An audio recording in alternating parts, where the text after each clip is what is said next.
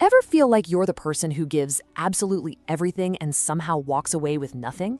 The one who's always there, always understanding, always letting things slide? Well, if that sounds familiar and you're just done with it, then you're in the right place. We're about to break down 8 rules for building rock-solid self-respect so you can finally stop being used. You know this person. We've all seen them. They walk into a room and they just have this gravity, right? They don't have to be the loudest one there, but attention just kind of flows their way. They operate from this place of deep self-certainty that's honestly magnetic. And here's the secret, the really good news. They weren't born that way. They built themselves. And we're about to look at the blueprint. Okay, so before we jump into the fix, we gotta get real about the problem. Being too nice, it's not a virtue. Not really. A lot of the time, it's just a habit that comes from fear. And man, does it come with a heavy price. A soul-crushing price, actually. And this really just lays it all out, doesn't it? On one side, you've got the person who just is. Their worth is a given. They don't need to prove it. And on the other, the person who keeps giving and giving and giving, hoping someone will finally notice, and they just end up drained and empty-handed. That is the exact dynamic we're here to flip on its head. Okay, this one word, it's a gut punch, but it's powerful. When you're always there, always available, always forgiving, people they stop seeing you. You kind of blend into the background. You become like a piece of furniture. It's harsh, I know, but just sit with that for a second. Does that resonate at all in some of your own relationships? Okay, so that's the problem. Enough wallowing in it, right? Let's start building the solution. First up, we're gonna talk about protecting your most valuable stuff. And I'm not talking about money. I'm talking your time, your energy, your sanity. This is where we start taking back control. So these first 3 practices, think of them as your foundation. We're gonna talk about how to stop giving it all away, how to draw your lines in the sand, and how to use silence like a superpower. Let's get into the first one because it's the most urgent. Rule 1, stop bleeding for people who aren't even wounded. Let that sink in. This isn't about being unkind. It's about realizing that a lot of that compulsive generosity is actually just a habit, one that's probably built on fear. Fear of saying no, fear of someone getting mad. Your time, your energy, that's your capital. It's not an infinite resource. You've got to stop giving it away to people who just drain your account without ever making a deposit. All right, rule 5, boundaries. And we need to get this straight. A boundary isn't a giant wall you put up to keep everyone away. That's not it at all. A boundary is just a definition. It's you clearly and calmly defining what you're okay with and what you're not. It's just a statement of fact about who you are and how you operate. And here's the kicker. When you finally set a boundary, some people will not like it. They might even get angry. They might call you selfish. But listen closely. That reaction, that's just more data.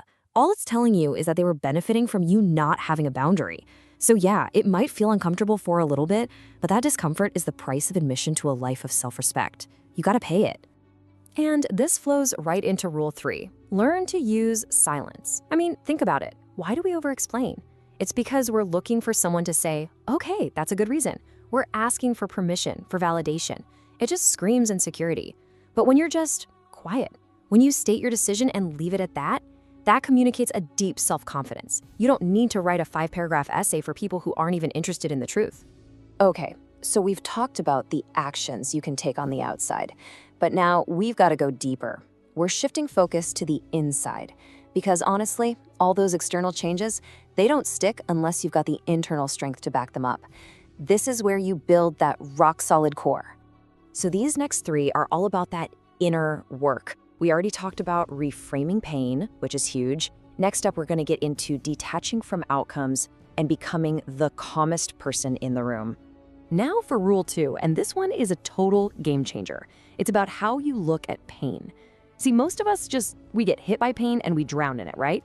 But what if you started treating it like information, like pure data? Every single time you get hurt or fail or feel betrayed, there's a lesson baked right into it. It's showing you something about yourself, something you need to see. So how do you actually do that? Simple. You want a postmortem. Once the initial emotional storm passes, you get clinical. You ask yourself these 4 questions. This isn't about beating yourself up. It's about extracting the lesson so you don't have to keep learning it the hard way. It's like you learn, you adjust, and you move on, smarter than before. And this brings us to rule 4, which is so important. Stop outsourcing your emotional stability. Think about that phrase. You're literally giving the remote control to your own happiness to other people. Now, detachment doesn't mean you become a robot who doesn't care. No way. It just means you stop letting things you can't control, like your boss's bad mood or how many likes you get, dictate how you feel. Your peace, your validation, it comes from you. This leads us right into Rule 6. Your composure is your power. In any tense situation, think about it. Who has the advantage? The person losing their cool or the one who stays calm? It's not about not feeling angry or scared. You can feel all of it. The trick is creating a little space between that feeling and how you react. You feel the emotion, but you choose your response. That control, that calm, that's leverage. It's your secret weapon. Okay, so we've done the external stuff, we've done the internal mindset. Now we're getting down to the absolute bedrock, the foundation of who you are.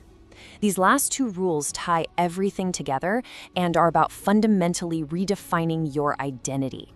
So Rule 7 is a big one. Let's talk about loyalty. A lot of us were taught that loyalty is this unconditional thing you just give away to a job, a person, whatever. But it's just not right. Real loyalty has to be earned. It's a two-way street. It's a response to being treated with respect. Being loyal to someone who constantly disrespects you, that's not a virtue, it's self-betrayal.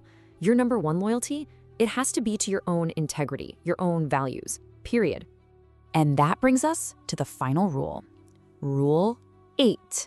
And honestly, this might be the most important one of them all. Build an identity that's anchored on the inside. See, so many people build their entire sense of self on things that can be taken away in a heartbeat.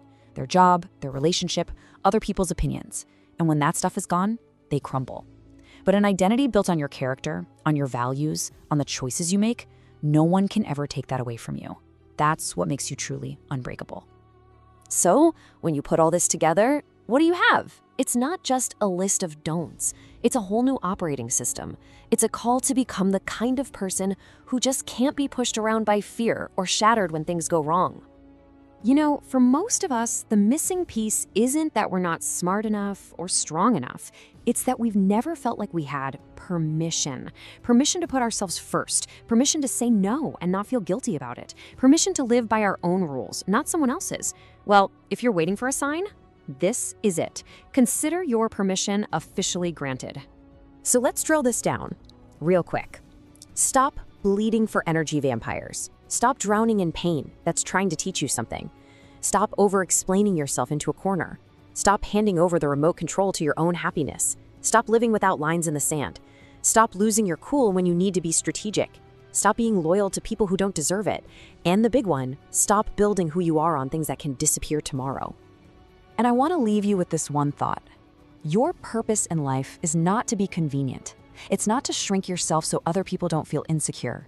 You're here to take up space, to build a life that feels true to you, to become someone who operates from a place of solid, unshakable self-worth. Now go live like you know it.